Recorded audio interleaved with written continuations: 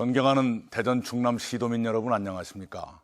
민주통합당 선거관리위원장을 맡은 국회의원 이낙연입니다.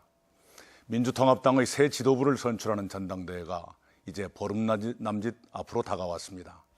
작년 말 대통령 선거에서 패배한 민주당이 이제 새로운 출발을 다짐하면서 전당대회를 준비하고 있습니다.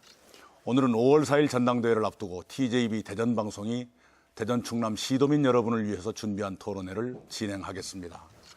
민주당을 혁신하고 국민 여러분의 신뢰를 회복하겠다는 각오로 당대표 선거에 나선 새 후보들의 생각을 듣고 비교해 주시기 바랍니다.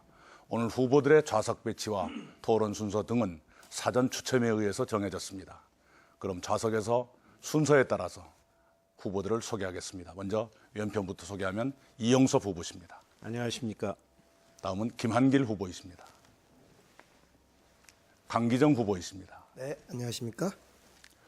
오늘 토론 순서는 후보들의 모두 인사 말씀에 이어서 대전 충남 지역의 시민사회와 학계, 언론계를 대표하는 5분의 패널이 사전에 선정해 주신 주제를 바탕으로 해서 첫 번째 공통질문과 답변, 다음에는 대전 충남 지역 현안에 대한 개별 질문과 답변, 두 번째 공통질문과 답변, 각 후보에 대한 개별 질문과 답변을 한 뒤에 후보 상호 간 토론과 마무리 말씀의 순으로 진행하겠습니다. 그럼 지금부터 본격적으로 토론회를 시작하겠습니다. 먼저 세 분 후보님의 모두 발언을 듣는 순서입니다. 이영섭 후보의 말씀부터 듣겠습니다. 발언 시간은 각 1분씩입니다. 존경하는 대전 시민 여러분, 충남 도민 여러분, 계속되는 북한의 군사 위협으로 얼마나 걱정이 많으십니까? 경기 침체로 인해서 소득은 줄고 일자리는 감소하고 또 생활은 얼마나 팍팍하십니까? 그 어느 때보다도 정치권의 역할이 중요하고 그리고 국민 통합이 필요할 때입니다. 그런데도 민주당은 당 지도부 선거를 앞두고 논쟁하는 모습을 보이고 있으니 국민들 입장에서 보면 안타깝기 그지없을 것입니다. 그러나 이것은 민주당이 새로운 모습으로 다시 태어나기 위한 혁신의 몸부림입니다. 조금만 참고 기다려주시기 바랍니다. 제가 당대표가 되면 그야말로 대전을 대한민국 과학기술의 요람으로 발전시키고 그리고 도청 이전 특별법을 만들어서 구도심을 활성화시키고 내포 신도시를 정착시키는 데 최선의 노력을 다할 것입니다. 제가 확실하게 민주당 바꾸겠습니다. 네, 다음은 김한길 후보의 모두 발언입니다. 발언 시간 역시 1분입니다. 예, 안녕하십니까. 대전 시민, 충남 도민 여러분 반갑습니다. 김한길입니다. 나라가 여러 가지로 어수선한 때에 민주당 사람들끼리 텔레비전에 나와서 민주당 얘기하는 것 민망한 점이 없지 않습니다마는 제1야당이 건강해지기 위해서 애쓰는 모습이다 이렇게 봐주시면 좋겠습니다. 민주당 확실하게 변하겠습니다. 민주당의 눈으로 국민을 보는 것이 아니라 국민의 눈으로 민주당을 보면 거기에 답이 있다고 생각합니다. 우리 민주당 사람들 가슴에 친노니 비노니 주류 비주류 이렇게 쓰인 명찰들 다 떼서 쓰레기통에 던져버리고 이제는 오직 민주당이라고 쓰인 명찰을 다 같이 가슴에 달고 그 모은 힘으로 독하게 혁신해서 새롭게 태어나겠습니다. 고맙습니다. 네, 다음은 강기정 후보의 모두 발언입니다. 발언 시간 역시 1분입니다. 네, 시청자 여러분 안녕하십니까. 강기정 후보입니다. 대한민국이 북핵 문제와 경제 위기로 어려워져 있습니다. 이러할 때 우리 민주당이 그 중심에 서 있어야 함에도 불구하고 대선 패배의 수렁에서 아직도 헤어나지 못하고 있습니다. 5.4 전당대회를 통해서 새로운 모습으로 국민 여러분께 다가서도록 하겠습니다. 특히 우리 이 내포 신도시가 4월에 개청했습니다. 구도심에 대한 지원과 신도심의 발전을 위해서 2월에 박수현 의원이 대표 발의한 이 도청 이전 특별법을 조속히 통과시켜서 이쪽 대전 충남의 발전에 기여하도록 하겠습니다. 특히 내포 신도시와 수도권의 이 철도망 구축이 시급한 문제로 알고 있습니다. 그 점 잘 해내도록 하겠습니다. 제가 그동안에 중앙당 중심의 정치를 분권형 생활정치로 해보자라고 주창하고 이 자리에 나섰습니다. 열심히 하겠습니다. 감사합니다. 네, 세 분 후보의 인사 말씀을 들으셨습니다. 이제 세 분 후보께 드리는 첫 번째 공통질문 순서입니다. 참고로 저희 민주당은 대전, 충남의 시민사회, 학계, 언론계를 대표하는 5분의 전문 패널을 모시고 그분들께 오늘 토론회의 질문을 선정해 주실 것을 부탁드렸습니다. 토론회의 질문을 선정해 주신 패널분을 소개해 드리면 금홍섭 대전 참여자치시민연대 정책위원장님, 김욱 배재대학교 정치언론학과 교수님, 송충원 대전일보 정치경제부장님, 이선우 충청투데이 정치팀장님, 최재헌 중도일보 정치부장님, 이상 5분입니다. 이 자리를 빌어서 5분 패널께 감사의 말씀을 드립니다. 그럼 세 분 후보께 드리는 첫 번째 공통질문을 제가 공개하겠습니다.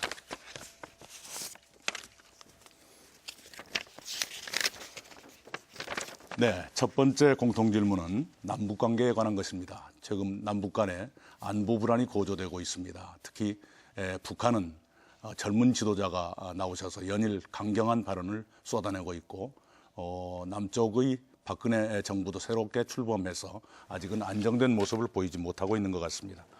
후보께서는 박근혜 정부의 대북 정책을 어떻게 평가하시는지, 그리고 향후 남북 관계를 어떻게 관리하실 생각이신지, 남북 문제, 북한 핵 문제를 포함한 남북 문제의 해법은 무엇인지 말씀해 주시기 바랍니다.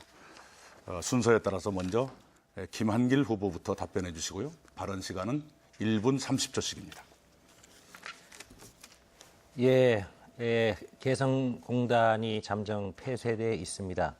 개성공단을 볼모로 해서 한반도의 평화를 위협하는 북한의 태도는 어떤 이유로도 합리화될 수 없다.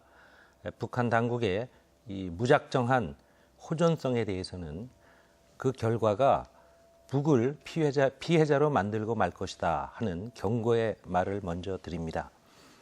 그러나 한반도 긴장이 이렇게 고조된 데에는 MB 정권 5년 동안의 적대적인 대북 정책이 누적된 결과다 이렇게 말씀할 수 있습니다. 또 하나는 이제 박근혜 후보가 대통령으로 당선된 뒤에 여러 달이 지났습니다. 박근혜 정부의 대북 정책이 이명박 정부와는 다르다 하는 것을 북에게 알렸어야 한다 그렇게 생각합니다. 그랬다면 한반도 긴장이 이렇게까지 빨리 고조되지는 않을 수도 있었다고 저는 생각합니다. 해법은 대화밖에 없습니다. 우리가 대화를 제의하는 것은 이미 우리가 약자가 아니기 때문에 굴욕이 아닙니다. 북에게 무조건적인 대화 제의하는 것이 맞는데, 그러나 요즘에는 대화를 우리 정부가 제안한 것인지 아닌지 불투명합니다. 케네디 대통령의 한 얘기를 인용하겠습니다. 우리는 두려워서 타협하지 않지만 타협하기를 두려워해서도 안 된다. 고맙습니다. 네, 다음은 강기정 후보의 답변을 듣겠습니다. 답변 시간 역시 1분 30초입니다. 네, 개성공단이 16일째 통제되고 있습니다. 어제는 우리 개성공단의 업체 대표단마저 출입이 봉쇄됐고 불허가 됐습니다. 안타까운 일입니다. 이런 긴장 고조가 계속되는 1차적 책임은 북한에 있다고 보여집니다. 그러나 또한 MB 이명박 정부의 대북 정책, 비핵 개방 3천으로 대표되는 대북 정책은 대화를 거부한 정책이었습니다.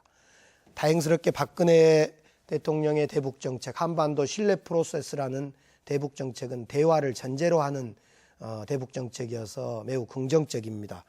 그런 한반도 신뢰 프로세스라는 대북 정책에 의해서 이 한반도가 어려워지는, 긴장이 고조되는 시점에서 박근혜 대통령이 북한의 대화를 제의하는 건 참으로 적절하고 옳았다고 생각합니다. 그럼에도 불구하고 북한은 그 대화 제의를 거부했습니다. 구체적이고 실효적인 대화가 아니라는 이유였습니다. 결국 93년이나 2002년 한반도 위기 상황이 올 때마다 결국은 긴장이 고조되고 대화로 문제를 풀었다는 것을 우리는 교훈으로 삼고 기억해야 될 것입니다. 지금의 현재의 위기 상황도 결국은 대화로 풀 수밖에 없고 미국이나 여러 현 정부가 그러한 노력을 해온 거라고 생각합니다. 대화, 실질적 대화로 긴장을 완화하는 일에 더욱더 노력하는 일밖에 없습니다. 네, 다음은 이용섭 후보의 답변을 듣겠습니다. 발언 시간 역시 1분 30초입니다. 국가의 본질적인 존재 이유는 국민의 생명과 재산을 지키는 것입니다. 박근혜 정권 초반에 강경 일변도로 치달아서 상당히 걱정을 많이 했습니다만 요즘 대야하는 노력을 보여서 다행스럽게 생각을 합니다. 대북 정책은 두 가지로 접근을 해야 됩니다. 한편에서는 안보력을 강화하고 만일의 사태에 대비해서 철저하게 준비하되 다른 한편에서는 주변 국가와의 애교력을 강화해서 북한이 오판하지 않도록 하고 대화의 채널을 통해서 신뢰를 쌓아가야 합니다. 또 하나 중요한 것은 무엇보다 개성공단은 이것은 그야말로 물건과 재화를 만드는 데 한정되지 않고 한반도의 평화를 만드는 곳입니다. 그렇기 때문에 어떠한 경우에도 개성공단 사업은 중단되어서는 안 됩니다. 남북 모두 정치와 경제를 분리해서 개성공단이 활성화될 수 있도록 노력하는 것이 매우 중요합니다. 우리가 여기서 유념해야 될 것은 한반도 관계는 멀리 보고 길게 보아야 해결책이 보입니다. 정부가 인내심을 갖고 상호 신뢰를 쌓아가는 것이 매우 중요하다고 생각을 합니다. 또 하나는 우리가 당사국입니다. 우리가 언제까지 주변 국가에 의존할 것입니까? 남과 북이 주도권을 가지고 대화하고 신뢰를 쌓아가는 것이 장기적으로 통일로 가는 길이라고 생각을 합니다. 네, 세 분 후보에 대한 공통 질문과 답변을 마쳤습니다. 이번에는 대전 충남 지역 현안에 관한 질문을 드리겠습니다. 이번 질문 역시 5분의 패널께서 선정해 주셨습니다. 그리고 이번 질문은 각 후보들이 서로 다른 질문을 받게 되는데요. 이 질문은 각 후보 측에서 추첨에 의해서 선정했다는 것을 말씀드립니다. 먼저 강기정 후보께서 고르신 지역 현안 관련 질문 드리겠습니다. 네, 태안 앞바다에 유류 피해 사고가 난 지 6년이 흘렀습니다. 지역 주민들이 막대한 피해를 당했는데 그에 대한 보상은 아직도 적절하게 이루어지지 못하고 있습니다. 현재 국회에는 유류 피해 특위가 가동되어 있고 민주당에서도 박수현 의원을 중심으로 문제 해결을 위해서 노력하고 있습니다.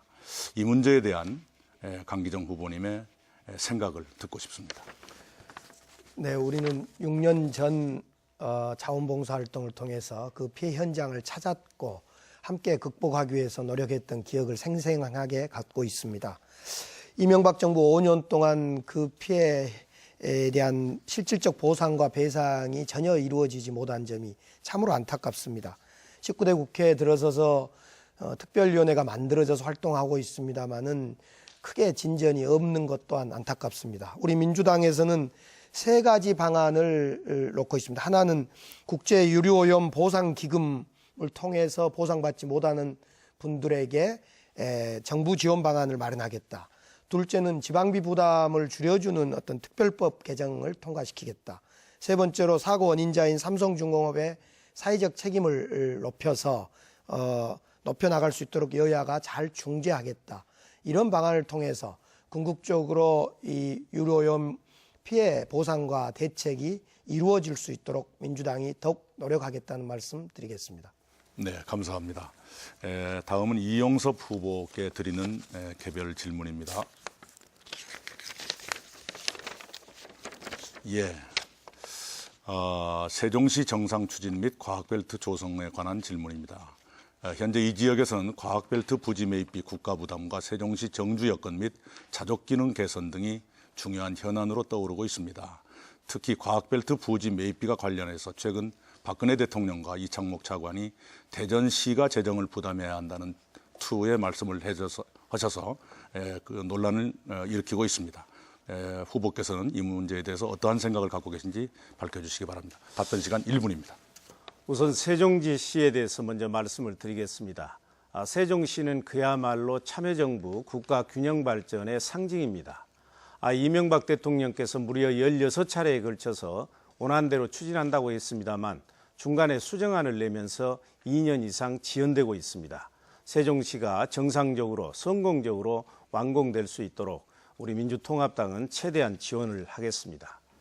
이 국제과학 비즈니스 벨트 조성과 관련해서는 박근혜 대통령께서 후보 시절에 선국고 지원을 통해서라도 이 과학벨트를 정상 추진하겠다 이렇게 분명하게 약속을 해 주셨습니다. 따라서 저는 부지 매입에 국고 지원이 이루어져야 된다고 생각을 합니다.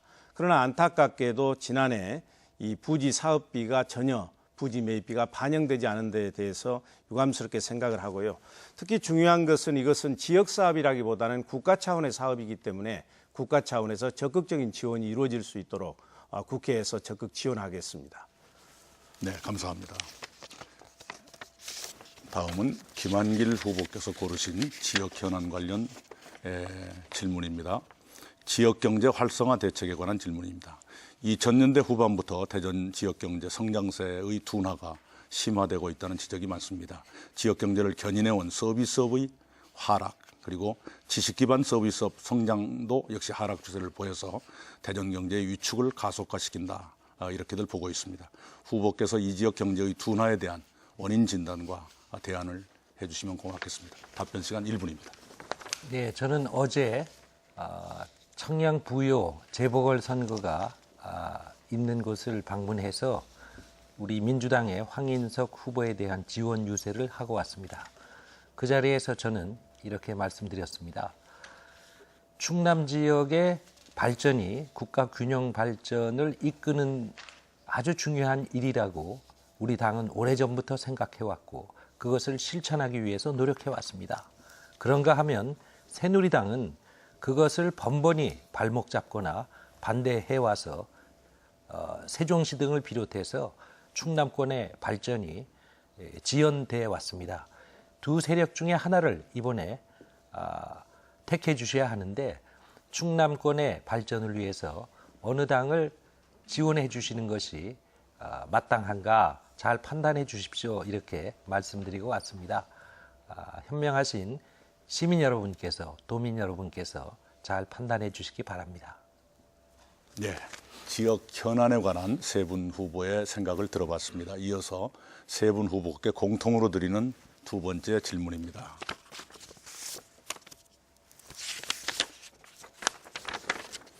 네, 내년 지방선거 공천과 관련된 질문입니다. 우선 정당 공천 배제 문제에 대한 생각이 어떠신지, 그리고 민주당의 내년 지방선거 공천 혁신 방안은 무엇인지 하는 것을 들려주셨으면 좋겠습니다. 참고로 지난 2월 1일과 2일 충남 대천에서 열렸던 민주당 국회의원 지역위원장 워크숍에서는 당직은 당원에게, 공직은 국민에게라고 하는 그 선출 기준이 포함된 신조가 발표된 적이 있습니다. 이번 질문은 순서에 따라서 이용섭 후보부터 하겠습니다. 답변 시간은 1분 30초씩입니다. 정당 공천 폐지는 지난 대선 과정에서 문재인 후보를 비롯해서 세 분의 대통령 후보가 약속한 사항입니다. 저는 약속은 지켜져야 된다고 생각을 합니다. 약속이 지켜지지 않기 때문에 선거 때마다 정책 선거가 되지 못하고 있습니다. 그러나 현실적으로 기초단체장, 기초의원을 모두 폐지했을 경우에는 지방 토 세력이 난립하고 책임 정치가 실종된다는 많은 지적도 있는 것이 오늘의 현실입니다. 따라서 저는 이 세 분 후보들이 약속했던 공약도 지키면서 그리고 문제도 해결할 수 있는 방안을 마련 중에 있습니다. 제가 이미 내일 4월 19일 날 제 입장을 발표하기로 했으니까 그때 참고해 주시면 감사하겠습니다. 공천 혁신 방안에 대해서는 능력 있고 도덕성만 갖추면 공천받을 수 있는 공천 혁신 시스템을 만들겠습니다. 이렇게 되면 이제 더 이상 개파에 들어가지 않더라도 능력만 있으면 공천을 받을 수 있을 것입니다. 그리고 우리 민주당의 문제는 공천 기준이 너무 자주 바뀌는 것입니다. 그래서 아주 좋은 공천 기준을 당헌 당규에 규정해서 이걸 지속적으로 시행되도록 할 것입니다. 그리고 공천을 너무 늦게 하게 되면 경쟁자와 치열한 경쟁 우위를 확보할 수가 없습니다. 그래서 적어도 공직의 경우에는 60일 전에 공천이 이루어질 수 있도록 하겠습니다. 네, 다음은 김한길 후보의 답변을 들으시겠습니다. 답변 시간 1분 30초입니다. 기본적으로 이 공천에 관한 입장, 이용섭 후보님이 지금 말씀하신 것과 다르지 않습니다. 기초의원, 기초단체장에 대한 공천 폐지 공약 무겁게 우리가 생각해야 합니다. 그러나 또 당 한편에서는 여러 가지 문제점이 지적되고 있습니다. 제가 전국을 돌면서 여기에 대한 의견을 수렴했습니다마는 지역별로 극명하게 입장이 다르기도 하고 또 같은 지역에서도 기초의원들의 경우에는 선수에 따라서 많은 입장 차이를 보이고 있습니다. 또 남성과 여성이 입장이 극명하게 대비되고 있기도 합니다.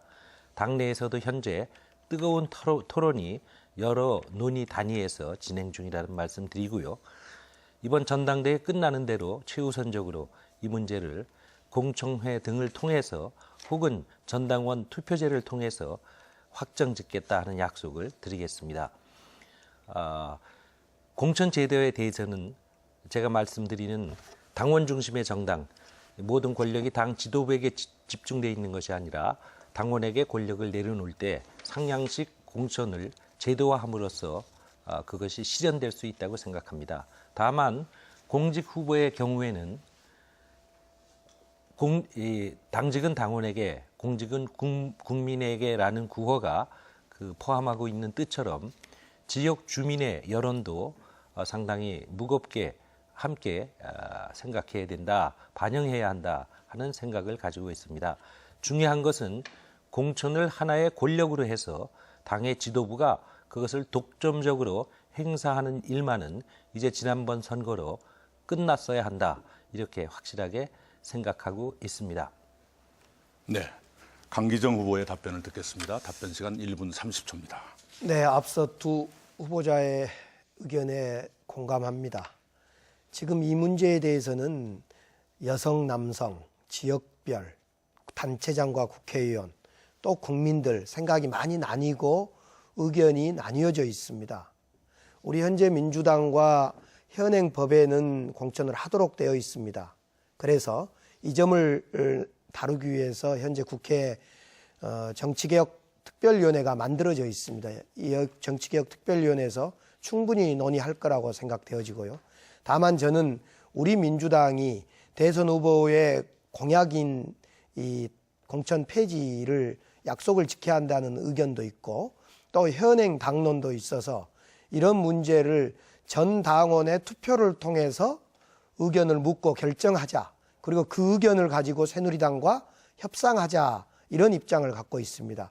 그래서 제가 대표 후보로 출마하면서 전 당원 투표로 공천을 배제하는 것이 좋은지 아니면 그 공천 지금 제도가 지금처럼 되는 것이 좋은 건지, 그렇지 않으면 프랑스 경우처럼 공천은 정당만 하는 것이 아니라 시민단체나 이런 사회단체도 공천을 할 수 있도록 모두에게 여는 것이 좋은지, 이런 세 가지 점에 대해서 전당원 투표로 묻자, 이런 의견을 제시하고 있습니다.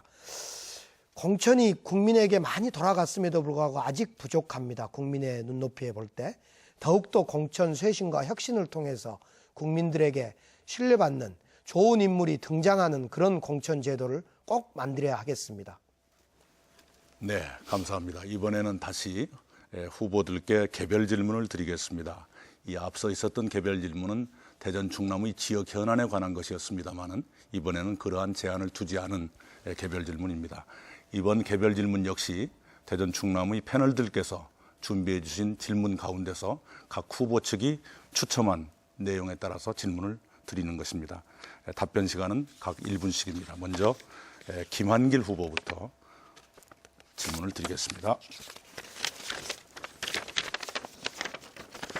예, 지구당 부활에 대한 입장을 여쭙는 질문입니다. 지난 2004년에 정당개혁 차원에서 이른바 돈 먹는 하마로 지목됐던 지구당이 없어졌습니다. 그러나 최근에 여러 가지 불편과 또 현실과 법 규정의 괴리를 지적하는 그런 여론들이 떠오르고 있습니다. 그래서 지구당을 오히려 부활해야 되는 것 아니냐 하는 목소리도 높아지고 있습니다.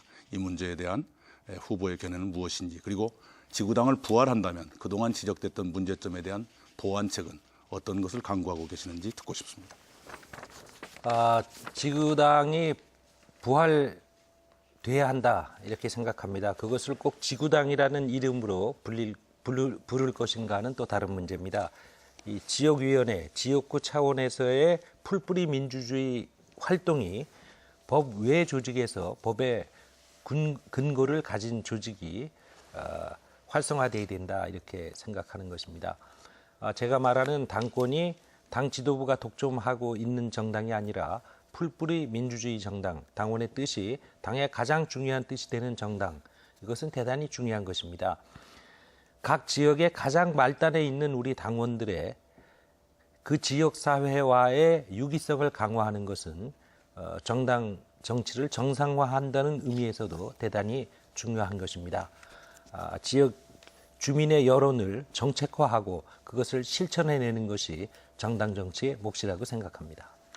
네, 감사합니다. 다음은 강기정 후보께 드리는 개별 질문입니다. 강기정 후보 측에서 고른 문제는 선거제도 개혁 방안입니다. 제가 보기에 국회의원 선거제도 개혁 방안을 여쭙는 건데요. 권역별 비례대표 제도를 도입할 필요가 있는가, 도입한다면 어떠한 효과가 기대되는가, 그리고 그 경우에 의원 정수 확대가 불가피해 보이는데 그러한 난제를 해결하는 방법은 무엇인가, 그러면서 동시에 선거제도 개혁을 실천할 수 있는 후보의 구상은 무엇인가 하는 질문입니다. 답변 시간 1분입니다. 네, 국민들은 싸우는 정치하지 말아라. 그리고 지역주의 정치 좀 끝장내자. 이런 요구를 하고 있습니다. 새 정치의 본질입니다. 그런 점에서 현행 대통령 중심제, 승자 독식의 대통령 중심제를 개헌을 통해서 분권형 대통령제로 가는 것이 하나의 그 길이라고 생각합니다. 그것만 가지고는 부족합니다. 앞서 말씀드렸듯이 현행 소선거구제, 비례대표제로는 지역주의가 완화가 되지 않습니다. 그래서 저는 이 표를 얻는 만큼 의석을 얻는 정당 명부식 투표제와 앞서 말씀드린 권역별 비례대표제를 도입해야 된다고 생각합니다. 권역별 비례대표는 현행 비례대표를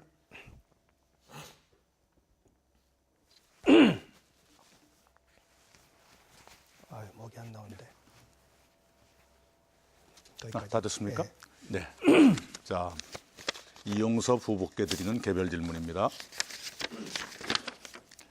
예, 당 지지 기반 확보 방안에 대한 질문입니다. 민주당은 새누리당에 비해서 안정적인 지지층이 적은 편입니다. 선거 승리를 위해서 민주당이 해야 할 일은 진보적인 젊은 유권자층은 물론이고 상대적으로 중도지향적인 중장년층의 지지도 확보해야 한다는 지적이 많습니다. 또한 지난 대선 패배의 원인 중 하나가 중장년층의 지지를 잃었기 때문이라는 분석도 있습니다. 이렇게 이질적인 계층과 세대의 지지를 동시에 확보하기 위한 후보님의 방안은 무엇인지 말씀해 주시기 바랍니다. 답변 시간은 1분입니다. 우선 민주당의 정체성을 분명하게 재정립해야 된다고 생각을 합니다. 대선 패배 후에 우리 당의 정체성이 지금 혼란에 빠져 있습니다. 우리 민주당의 정체성은 중산층을 육성하고 서민을 보호하는 것입니다. 이것을 이루기 위해서 김대중 대통령께서는 중도개혁을 주창했습니다. 지금은 진보의 시대입니다. 저는 중도개혁을 2010년대 버전으로 업그레이드 해야 된다고 생각을 합니다. 그래서 이념적 진보가 아니고 극단적인 진보가 아니고 국민들의 먹고 사는 민생 문제를 해결할 수 있는 민생 진보, 생활 진보, 국민들의 삶의 질을 높일 수 있는 실용 진보, 그리고 능력으로 보수를 압도할 수 있는 실력 진보를 우리가 추구해야 됩니다. 그리고 당의 조직과 시스템을 지금 선거용 조직에서 국민들의 애로사항을 해결해 드릴 수 있는 봉사조직으로 바꾸게 되면 국민들께서 우리를 지지하고 지지층도 확산되리라고 생각을 합니다. 네, 이제까지는 비교적 평온하게 토론회가 진행됐습니다. 지금부터 약 21분 동안은 어떻게 진행될지 저희들도 예측하기 어렵습니다. 이번에는 후보 상호 간의 주도권을 가지고 토론을 벌이는 시간입니다. 이 주도권 토론은 한 후보가 7분 동안 주도권을 가지고 상대 후보를 지정해서 자유롭게 질문하고 답변하는 그런 방식입니다. 주도권을 가진 후보께서는 두 분의 상대 후보와 토론을 진행해 주시되 원활한 토론을 위해서 가급적 본인의 첫 번째 질문을 1분 이내로 해주시고 상대 후보께도 그에 상응한 답변 시간을 배려한 후에 본인이 또 재반론하는 형태로 진행했으면 합니다. 다만 지정된 상대 후보 한 분과의 토론이 본인에게 주어진 7분에서 4분이 넘지 않도록 말하자면 두 분께 약간 골고루 시간을 배분해달라 그러한 부탁을 드립니다. 그런 사전 추첨에 따라서 먼저 강기정 후보부터 시작하겠습니다. 강기정 후보가 쓰실 수 있는 시간은 7분입니다. 네. 김한길 후보께 질문하겠습니다. 우리 민주당의 정체성 노선을 두고 지금 당헌 당규를 고치고 논의하는 이런 전당대회가 이루어지고 있습니다. 어제 그제부터 일부에서 우리 민주당의 정체성과 노선이 너무 좌클릭돼 있다. 그렇기 때문에 중도로 가야 된다. 이런 의견들이 나오고 있습니다. 제가 볼 때는 우리 민주당의 정체성은 진보 개혁 노선이 명확히 맞다. 이렇게 생각하고요. 그런데 이제 우리 김한길 후보께서는 작년 6구 전당대회 때 토론에서도 지난 총선이 좌클릭해서 패배했다. 이런 의견을 내셨고 또 지난 15일 날 초선 의원 토론회에서도 지난 대선에서 당의 중심이 좀 더 왼쪽으로 옮겨진 측면이 있다. 이렇게 말씀을 하셨는데 이 쉽게 말해서 좌클릭되어 있다는 어떤 그 말씀을 두 번에 걸쳐서 이제 하셨는데 총선 대선에서 어떤 것이 좌클릭되어 있다는 것인지 좀 더 의견을 말씀을 구체적으로 해 주실 수 있으면 해 주십시오. 예.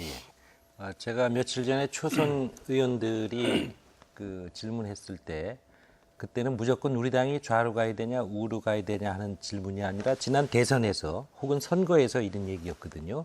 그런데 선거의 기본 전략은 좌쪽에 닷을 앵커를 내리더라도 중원을 점령해야 전국 선거를 이길 수 있다는 것은 제가 영국의 토니 블레어를 만든 유명한 전략가 필립 굴드의 얘기를 인용해서 말씀한 바가 있습니다. 제가 가지고 있는 원칙은요. 소모적인 이념 논쟁은 이제 그만하자는 것이고요. 서민과 중산층이 먹고 사는 문제를 해결해내는 정책 제시가 우리의 가장 성급한 이 과제가 돼야 된다 이렇게 그렇습니다. 생각하는 것입니다. 예, 저도 같은 생각입니다. 중원으로 가고 우리 민주당이 대통령 선거나 총선에서 중원에 있는 사람을 중도층에 있는 사람을 우리가 잘 정책을 제시해서 우리 편으로 만들자라는 거에 반대하지는 않습니다. 그런 점에서 이 중도다 또 이 중도주의다 하는 것은 우리 노선과 관계되는 것이 아니라 어떤 우리의 가치를 실현시키는 노선을 실현시키는 정책을 실현시키는 어떤 방안이다 방법이다 이렇게 저는 생각해서 우리가 지금 우리 민주당의 정체성을 진보 개혁이다라고 하는 것과 중도다 이것은 좀 다른 개념이라고 생각하는데 혹시 동의하십니까? 저는 우리의 성격을 그런 좌우의 개념이 포함된 이름으로 규정 짓는 것을 왜 우리가 그렇게 목매할까? 우리가 하나씩 민생의 가장 최선의 정책을 만들어 가다 보면 거기에 대해서 남들이 뭐라고 이름을 붙이든 우리는 그 길로 가는 것이 맞다. 그래야 우리 당의 혹은 좌쪽에 혹은 우쪽의 생각이 조금씩 다른 분들도 일체감을 가질 수 있을 것이다. 그래서 저는 국민 생활의 균등한 향상을 위해서 우리가 거기에 집중하는 정책 개발에 전념하다 보면 소모적인 이념 논쟁에서 우리가 벗어날 수 있을 것이다. 일체감을 가질 수가 있을 것이다. 그렇게 제가 생각하는 이념 것입니다. 논쟁을 하자, 좌우 논쟁을 하자라는 이야기 아니라 그럼에도 불구하고 우리 민주당의 색깔, 정체성은 있는 거 아닙니까? 그걸 진보다 저는 이렇게 생각을 합니다. 진보 개혁이다 이렇게 분명히 말씀드리는데 자꾸 이 진보 개혁을 부정하지는 않음에도 불구하고 부정한 듯이 자꾸 중도라는 단어를 넣어야만 된다 이런 이제 주장인 거거든요. 다시 말씀드리건데 제가 볼 때는 이 중도층을 우리가 중도층을 중원으로 우리가 공략하고 우리 편으로 만들기 위한 노력을 부단히 하는 것은 틀리지 않았습니다. 그럼에도 불구하고 자꾸 중도 진보라고 하면서 진보와 다른 또 다른 어떤 노선이 있는 것처럼 이야기하는 것에 혼란이 있는 거 아닙니까? 그래서 저는 그 혼란을 종료시키자. 지금 중도주의, 중도 논쟁은 실익이 없다. 이렇게 보는 겁니다. 그래요. 예. 실익이 없다는데 동의합니다. 네, 감사합니다. 우리 이용섭 후보께 여쭙겠습니다. 지난 대선 때 우리 이용섭 후보가 이제 정책위 의장, 정책본부장을 맡아서 이렇게 활동을 해주셨는데 지난 대선에 패배하고 나서 이제 평가를 해보는 과정에서 우리의 정책이 국민들께 제대로 먹히질 않았다. 국민들이 우리의 정책에 대해서 이해도가 떨어졌다. 그러면서 대표적으로 이제 한 예를 제가 들어보면 보편적 복지 논쟁입니다. 우리 민주당은 보편적 복지를 이야기하면서 무상복지를 이야기를 하니까 새누리당에서는 퍼주기 복지다. 어떻게 그게 가능하냐. 그 많은 돈이 어디서 나서 할 수 있냐. 이런 이제 반격을 해왔어요. 제가 볼 때는 보편적 복지라는 이 가치는 소중하고 우리의 노선과 맞았던 것 같아요. 근데 보편적 복지를 이야기하면서 무상복지를 이야기하니까 그 많은 돈이 어디에서 나와서 가능하냐. 우리 민주당은 세금을 올리지 않겠다고 했고, 그러니까 국민들이 우리 민주당의 정책과 노선에 대해서 신뢰하지 못하겠다. 그래 불신을 하게 됐고, 민주당은 그렇게 불신당하고 있을 때 새누리당에서는 보편적 복지도 좋으나 맞춤형 복지로 가야 된다. 맞춤형 복지로 가야 된다. 이렇게 해서 이제 정책적 어떤 실패다. 이렇게 저희들이 평가도 내리고 있습니다. 정책위 의장님이셨으니까 제가 말씀드린 점에 대해서 어떻게 생각하시는지, 특히 이 정책이 왜 국민들 속에 이렇게 먹혀들지 않았는지, 대선 과정이나 총선 과정에 그 점에 대해 좀 정리를 해 주시죠. 예. 우선 일면 타당한 측면이 있다고 먼저 말씀을 드리겠습니다. 우선 왜 우리 정책이 국민들께 먹혀들지 않았을까? 그것은 우리 모두가 잘 아시는 것처럼 정책의 내용이 문제가 있었다기보다는 그야말로 이번 대선은 안철수 후보와의 단일화에 매몰돼 버렸습니다. 우리 국민들 여론조사가 단일화만 되면 65%가 정권 교체될 수 있다. 이런 여론조사 결과들이 쏟아져 나왔고 우리 지도부에서도 거기에만 너무 집중한 측면이 있습니다. 그래서 저는 이제 저 나름대로 정책위 의장으로서 홍보하는데 노력을 했지만 정책위 의장의 목소리는 그런 상태에서 국민들께 전달되지 않았습니다. 또 하나 중요한 것은 이 무상의료, 무상복지 문제는 2011년 1월 달에 이제 이미 제가 정책위 의장 가기 전에 논의가 됐던 사항인데, 분명하게 말씀드린 것은 무상복지는 공짜 복지가 아닙니다. 우리가 마치 공원에 갈 때 돈을 내지 않는 것처럼 국민들께서 세금 낸 것을 어렵고 힘든 분들에게 돌려드리는 것이고, 이 부분은 계속해서 홍보는 해 가야 되겠지만 나아가야 될 가치라고 생각을 합니다. 그럼 한 가지만 묻겠는데요. 보편적 복지는 옳았는데 무상복지라고 한 표현이 잘못된 것입니까? 보편적 복지가 내용을 보면 그건 무상복지입니다. 보편적 복지는 이제 선별적 복지에 대응되는 개념인데, 선별적 복지는 우리 사회 취약계층, 가난한 분이랄지 장애인이랄지 이런 분들에 대해서만 복지를 드리는 것이고, 보편적 복지는 국민 모두에게 맞춤형 복지를 드린다는 것입니다. 네. 복지 자체가 이제 알겠습니다. 무상의 개념을 네. 포함한 것이죠. 네. 시간이 좀 넘었습니다. 다음은 이용섭 후보께서 주도하는 토론 7분입니다. 먼저 김한길 우리 후보님께 질의를 할까요? 네네. 저는 이제 다음 당 대표는 무엇보다도 우리가 국민들로부터 지지를 받지 못하고 있기 때문에 당을 혁신시킬 수 있는 당 대표가 필요하다고 생각을 합니다. 이 부분에 대해서는 우리가 이제 많은 토론을 했습니다. 그래서 오늘은 이 부분은 질의를 하지 않고요.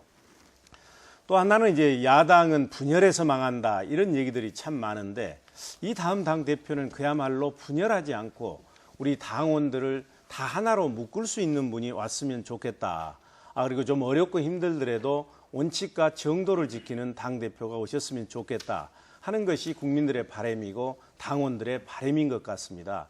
근데 이런 측면에서 우리 김한길 후보님 참 훌륭하시지만 많이 의혹의 눈길을 보내는 분들이 계시기 때문에 제가 이와 관련해서 한두 마디 말씀을 드리겠습니다. 우선 김한길 후보께서는 노무현 대통령을 만드는 데 이제 큰 역할을 하셨지 않습니까?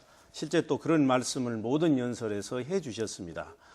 그렇다면 이 노무현 대통령께서 제대로 일할 수 있도록 좀 뒷받침해 드리셨으면 좋을 텐데, 어찌 보면 가장 노무현 대통령을 힘들게 했던 분 중에 한 분이 우리 김한길 후보 아니셨을까 이런 생각이 들어요. 왜 그러냐면 열린 우리당 원내대표까지 하셨는데 2007년 2월 23일 날 노무현 대통령이 어려울 때 23분의 이제 의원들과 함께 탈당을 했단 말씀이죠.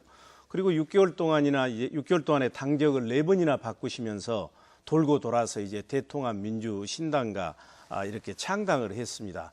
저는 이걸 보면서 왜 열린 우리당을 좀 개혁해서 새로운 정당으로 만들려는 노력을 안 하고 이렇게 분열적으로 나가셨을까, 이런 이제 생각이 들거든요. 여기에 대해서 우선 한 말씀 해 주시죠. 열린우리당의 소위 그 당시에 주류라고 할까요? 노무현 대통령과 가까웠던 분들이 가지고 있던 생각은 이제 대선을 앞두고 있었지 않습니까? 우리가 지지율이 바닥이었지요. 그래서 저는 뭔가 대선 정권 재창출을 위한 우리의 몸부림이 있어야 된다는 생각을 했는데 그분들은 당당한 패배가 맞다. 우리가 지지율이 이렇게 낮아서 국민들이 우리를 거부한다면 마땅히 패배하는 게 맞다는 입장이었습니다. 그러나 저는 몸부림 쳐서라도 그래도 해볼 만큼 해봐야 된다. 김대중 대통령 임기 말에도 지지율이 바닥이었지만 그래도 우리가 몸부림쳐서 노무현 대통령을 만들어냈던 것처럼 노무현 대통령 임기 말에도 한 번 더 우리가 승리를 위해서 최선을 다하자. 거기에는 밖에 있던 박상천 대표가 이끌던 민주당과의 합당 혹은 세력 뭉치기가 굉장히 중요하다고 생각했는데 소위 열린우리당을 주도하던 분들의 생각은 달랐거든요. 그래서 제가 밖에 나가서 그분들과 합당해서 오늘날 우리로 뭉친 것입니다. 분열을 위한 것이 아니라 더 큰 통합을 위한 것이었다 하는 말씀드립니다. 잘 알겠습니다. 그러면 그런 이제 필요성 때문에 나갈 수밖에 없었으면 꼭 그렇게 노무현 대통령을 흠집을 많이 내면서 나가는 게 옳았을까? 제가 어떤 자료를 보니까 이렇게 말씀을 하셨어요. 당을 무력화시키고 민심을 등지고 민생을 아랑곳하지 않는 노무현 프레임에서 벗어나 반성하고 참여해서 당을 쇄신해야 된다. 이렇게 당시 노 대통령 이렇게 말씀하셨죠. 또 하나는 무능한 오만함이 노무현 프레임의 본질이다. 이제 노무현 프레임으로부터 완전히 벗어나야 된다.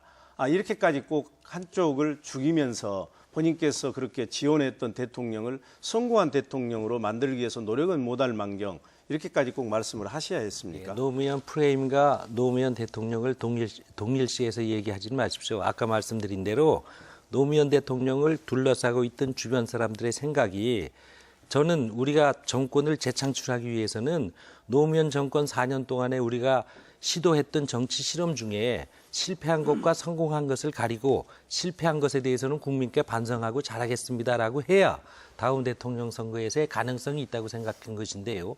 그분들은 우리는 그냥 당당하게 지면 된다는 입장이었어요.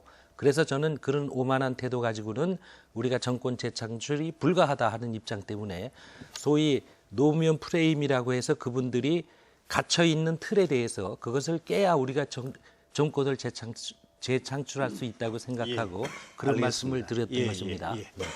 그러니까 요약하자면 노무현 대통령의 정신이나 추구하는 바는 옳았지만 노무현 프레임에는 반대했다. 이렇게 이제 정리를 하고 우리 강기정 후보님께 질의를 하겠습니다. 지금 지방 정가의 가장 관심 사항은 뭐니 해도 내년도에 지방의회 의원이나 자치단체장을 공천할 것인가 안 할 것인가 여기에 관심이 쏠려 있지 않겠습니까? 그렇다면 저는 당 후보가 당원들에게 가장 관심 있는 사항에 대해서 자기의 입장을 밝히고 심판을 받는 것이 도리라고 저는 생각을 합니다. 그래서 물론 이걸 밝혔을 때 부작용도 있고 불리함도 있겠지만 저는 내일 이것을 밝힌다고 얘기를 했거든요. 그런데 우리 강기정 후보님께서는 이걸 전당대회 때 한번 당원들의 의사를 붙여봤으면 좋겠다. 그리고 우리 김한길 후보님께서는 내가 대표가 되고 나면 그때 가서 이걸 발표를 하겠다. 이렇게 말씀을 하셨어요. 이것은 너무 땅 짚고 헤엄치기시가 아닌가. 좀 약간 우리가 부작용이 있더라도 본인들의 소신을 당당하게 얘기하고 당원들로부터 평가를 받는 게 좋겠다 생각하는데 어떻게 생각하십니까? 현재까지 이 당대표 후보 이 자리에 계신 세 분 모두 이 공천의 문제에 대해서 어떻게 하겠다는 입장이 없습니다. 더 정확히 말씀드리면 민주당은 현재 공천하는 것이 당론이기 때문에 그 당론을 현재 가지고 있는 걸로 알고 있습니다. 물론 일부 최고위원 후보자 중에는 공천을 해서는 안 된다 이런 자기 공약을 내놓은 후보가 있는 걸로 알고 있습니다.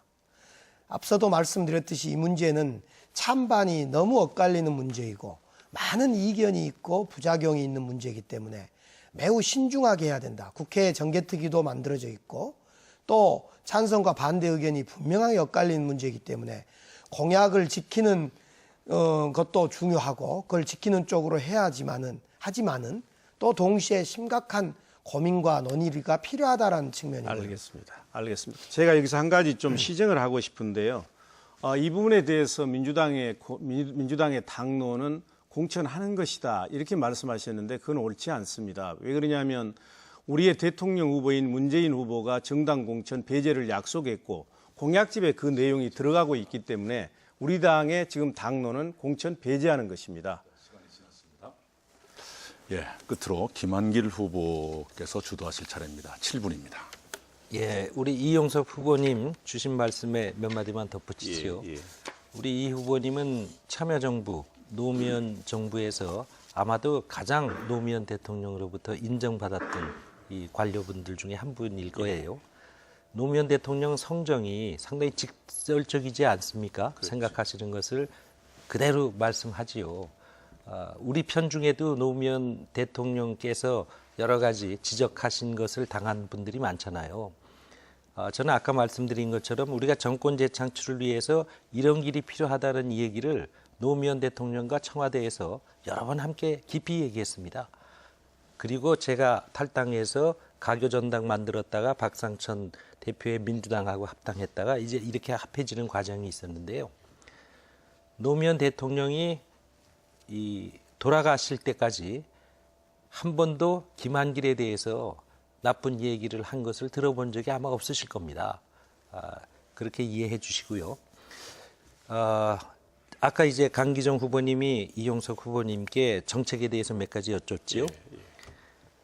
안철수와의 단일화에만 관심이 집중됐기 때문에 정책 선거를 치르는데 실패했다고 말씀하신 거죠. 예. 어쩔 수 없었나요? 정책 의장으로서 혹은 문재인 선대위의 정책을 맡은 본부장으로서 어쩔 수 없었던 일입니까? 제가 한두 번 말씀을 드렸습니다만 제가 이제 당대표 후보로 출마하게 된 배경 중에 하나도 거기에 있습니다. 잘 아시겠습니다만 제가 뉴스레터를 통해서 제가 방송에 나가서 수없이 우리 정책을 알리려고 노력했지만 당시 저는 이제 공감 1본부장입니다. 정확한 직책이.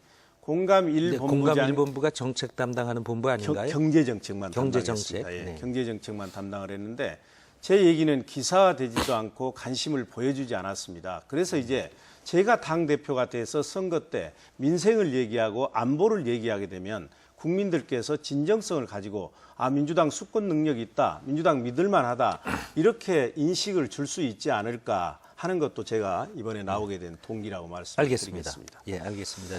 지난번 텔레비전 토론에서 이제 예비내각, 섀도우 캐비넷 얘기하시면서 그것이 현역 의원들로만 하는 것이 아니고 각계의 전문가를 세울 수 있는 장치다는 말씀하셨잖아요. 그 말씀 듣고 저도 생각해봤는데 굉장히 좋은 감사합니다. 착상이신 것 같고 저도 그 공약을 수용하겠습니다. 감사합니다. 고맙고요. 강기정 후보님께 여쭙겠습니다. 요즘 이제 그런 말씀들이 여기저기서 나옵니다마는 소위 486 정치인, 이 운동권 출신의 정치인에 대한 그 공과가 있다고 생각합니다. 우리 강기정 후보님께서도 그 중에 한 분이실 텐데 스스로 평가하시는 공과 한번 말씀해 주시면 좋겠네요. 486 정치인들이 80년대 민주화 운동을 주도하고 우리 대한민국의 민주주의를 앞당긴 데 큰 역할을 했고 그런 분들이 많지는 않지만은 이 제도 정치권 국회에 들어와서 활동했던 그러면서 국민들은 큰 기대를 갖고 기대를 보낸 것이 사실입니다. 그러나 그런 큰 기대만큼 이 486 정치인들이 우리 정치를 좀 변화시키고 민주당을 확 변화시키는 데 노력하지 못했다라는 것은 지적받는 지점이고요. 그럼에도 불구하고 우리 안희정 우리 지사와 같은 이런 분들이 지방자치단체를 맡아서 훌륭히 해내고 있는 송영길 시장이다. 이런 분들이 있다는 건 역시 미래가 밝다는 점이라고 보여집니다. 그래서 국민들께 충분히 기대에 부응하지 못한 안타까움이 있으면서 동시에 여전히 미래는 있다. 이렇게 저는 두 가지 측면으로 말씀드리겠습니다. 예, 제가 비판적인 관점에서 말씀을 요구한 건 아니고요. 네. 예, 저는 그 젊은 날의 청춘을 바쳐서 우리 사회의 민주화를 위해서 헌신했던 소위 486으로 불리는 분들의 그 열정에 대해서 늘 감사하게 생각하고 있습니다. 자, 이제 우리 강 후보께서는 개헌에 대해서 관심이 많지 않습니까? 네. 권력 분점 반드시 필요하다. 이 4년 중임제 이 개헌을 주장하는 분들이 있고요. 또 이원 집정부제 개헌을 주장하는 분이 있는데 어느 쪽이십니까?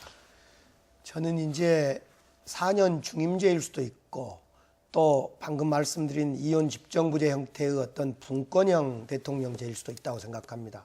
제가 이 문제에 더 관심 갖는 문제는 안철수 후보가 새정치 이야기를 하면서 정치개혁 이야기를 하면서 국회의원 정수 줄이기, 국회의원 세비 깎기 이런 접근 방식에 저는 동의할 수 없어서 이 정치가 싸우는 정치가 되고 있는 이유는 또 민생이 뒷전인 이유는 권력 구조가 너무 독점되어 있다, 대통령에게. 그래서 그걸 바꾸는 개헌을 해야 된다. 이런 취지의 접근이 중요하다고 봅니다.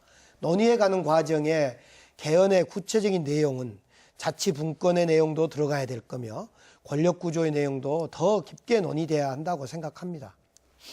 예, 우리 강기정 후보님은 이 권력 구조뿐만 아니라 당의 권력의 분권 이것도 대단히 중요하다고 말씀하고 계신 거 아니겠습니까? 네. 그 공약집에 있는 생활정치센터라고 하셨나요? 네. 그것이 지구당과 어떻게 다릅니까?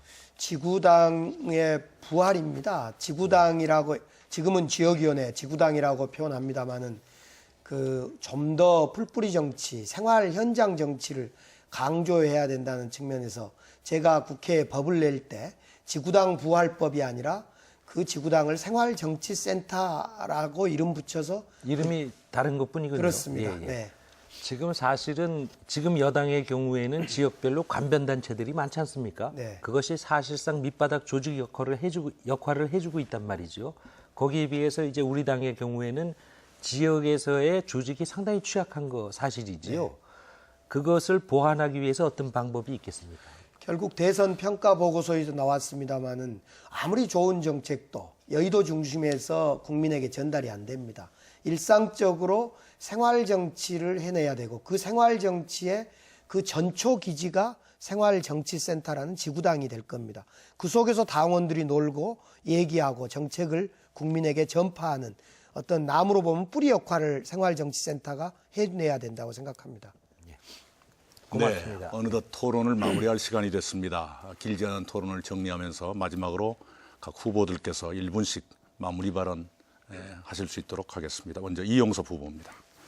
존경하는 대전 충남 시도민 여러분, 사랑하는 당원 동지 여러분, 강한 야당이 있어야 정부 여당을 견제할 수 있고 나라를 바로 세울 수 있습니다. 아무리 선한 권력도 견제받지 않으면 부패하고 권력을 남용합니다. 그러나 문제는 60년 전통의 야당인 우리 민주당이 절체절명의 위기에 빠져 있습니다. 민주당의 위기는 민주당만의 문제가 아니고 국가의 위기이고 정치권의 위기인 것입니다. 우리 민주당이 이번 5.4 전당대회에서 그야말로 능력 있고 혁신적인 당대표 뽑아서 국민의 정당, 시대 정당으로 다시 태어날 수 있도록 도와주시기 바랍니다. 종은 스스로를 때려서 아름다운 소리를 내고 촛불은 스스로를 태워서 주위를 밝게 합니다. 저 이용섭, 저 스스로를 때리고 태워서 민주당을 반드시 재건하겠습니다. 국민에게는 믿음직한 민주당, 당원들에게는 자랑스러운 민주당, 그리고 박근혜 정권에게는 두려운 민주당을 만들겠습니다. 네, 다음은 김한길 후보입니다. 예, 대전 시민 여러분 그리고 충남의 도민 여러분 토론 잘 보셨습니까? 여기 나와 있는 당대표 후보 세 분 모두 생각이 크게 다르지는 않습니다. 많은 것이 비슷하고 약간씩 차이가 납니다. 그러나 그 약간씩의 차이가 우리 민주당의 미래를 결정하는 차이일 수도 있을 것입니다. 잘 판단해 주셨으면 좋겠습니다. 저는 계파도 없고 조직도 없고 또 개인적으로 정치적 야망도 없습니다. 조금 전에 이영섭 후보님 말씀하신 것처럼 촛불이 스스로 태우는 것처럼 제가 그렇게 해보고 싶습니다. 저 같은 사람이라야 민주당 독하게 혁신할 수 있습니다. 제가 민주당이 다시 국민에게 사랑받을 수만 있다면 김한길이 개인이 상처나고 망가지는 것 두려워하지 않겠습니다. 제대로 해서 민주당 살려내겠습니다. 고맙습니다. 네, 강기정 후보입니다. 네, 대전 충남 시도민 여러분, 시청자 여러분, 토론 잘 보아주셔서 감사합니다. 지금 내포 신도시를 아시아 경제의 중심지로 만들겠다는 의지를 갖고 있는 것처럼 우리 민주당을 다시 재탄생시켜서 대한민국 정치의 중심으로 우뚝 세워내겠다는 이런 마음들을 가지고 이 자리에 섰습니다. 60년 우리 민주당의 전통이 이러다가 사라질 수 있겠구나, 이러다 맥이 끊길 수 있겠구나 하는 절박함 때문에 자리에 나왔습니다. 우리 민주당을 분열이 아닌 통합으로 우리 민주당의 역사와 전통이 이어지는 그런 일을 저 강기정 해내겠습니다. 특히 우리 민주당은 지금 친노냐 비노냐, 주류냐 비주류냐라는 이런 논란 속에 휩싸였습니다. 제가 젊은 리더십으로 민주당이 위기를 극복하는 새로운 얼굴로 자리하겠습니다. 많이 도와주십시오. 감사합니다. 네, 감사합니다. 이상으로 TJB 대전방송이 준비해 주신 민주통합당 당대표 후보 대전 충남 토론회를 마치겠습니다. 시청해 주신 여러분 감사합니다.